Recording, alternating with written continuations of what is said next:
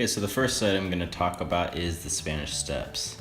What I'm drawing right now is the ugly boat that is built at the bottom of the steps in the piazza. The cool story behind that is that there was a boat once that flooded. When it flooded, went down the street and actually stopped right there in the piazza, which is kind of interesting to me. The steps are very cool. I would recommend definitely walking all the way up to the top. Is my favorite part of it. If you go all the way up the stairs, all the way by the church, there's a beautiful view of the city and the top of all the buildings, and it's really awesome. One thing I didn't like is how crowded it is, but I mean, that's a given. A lot of tourists there taking selfies and whatnot. But if you're gonna go really early or really late.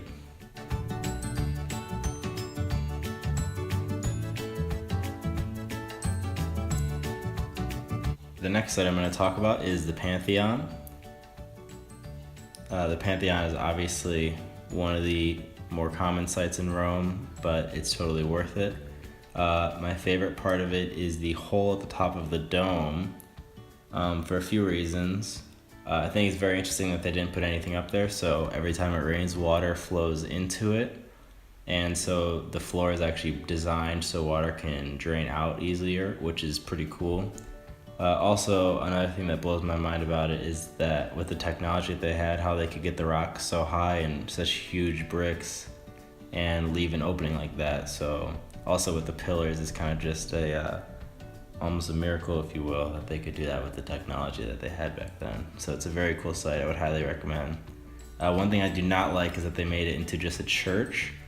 It's kind of loses its essence. It would be much cooler as before as with the gods, but nonetheless very cool.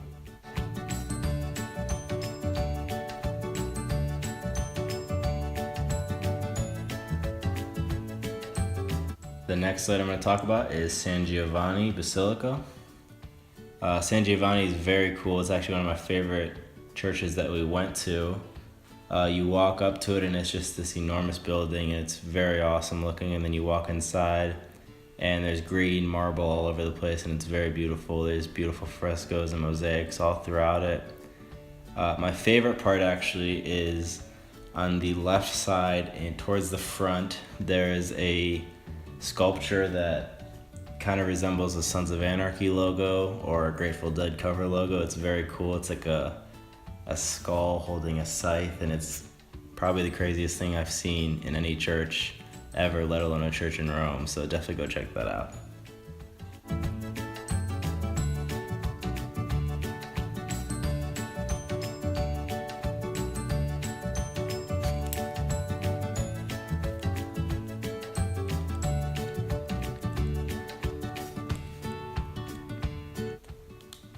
The next thing I'm going to talk about is Via Giulia. It's actually a very pretty street. I really liked this arch that was there that had vines and plants, whatnot, growing through it. It's very cool. There's embassies all throughout it. Also, something that we unfortunately didn't get to see was the crime museum with the mafia. But either way, it was very cool. It was very cool to see all the guards that were guarding it. They had guns and big cars all throughout it, making sure that nobody could even take pictures. So it was pretty interesting to see that.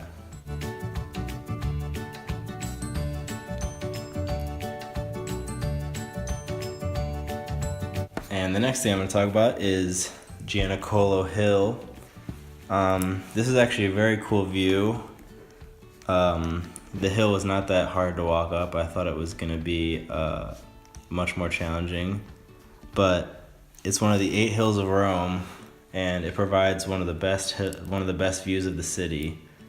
It's definitely very worth checking out. There's also a fountain on the way up that's definitely like a nice place to take a little pit stop if you're getting tired, but the view up there is definitely very beautiful, and don't really have any complaints about this. I would say bring a lot of water if you're gonna do this, especially on a hot day, but definitely take pictures. The view's gorgeous.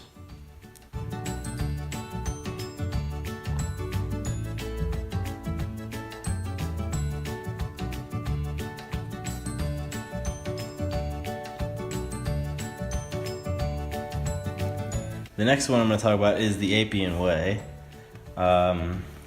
It's very beautiful. The part that we went was with all the cars, so we kind of didn't really get to experience it, but if you get a chance, go back and walk it. It's very long, so you can walk even just a short portion of it and get a nice idea of what it was. It's very historical, very beautiful. There's trees all along it, along with burials of rich people, and it's just very cool to check out. Just make sure you bring a lot of water and have a good chunk of your day cut out for it. It's great to walk.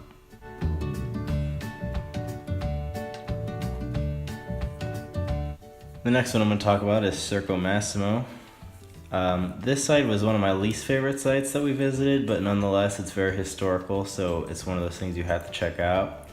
One thing that I did enjoy about it is I do like that the Romans still use it to this day, even though some people think that using it as a dog park and a place to walk and let your dog use the restroom is kind of disgraceful. I think it's kind of cool because it still gives the people a chance to be on something that's so historical. But it's very huge and very, very cool, and if you have a good imagination, it's definitely worth checking out.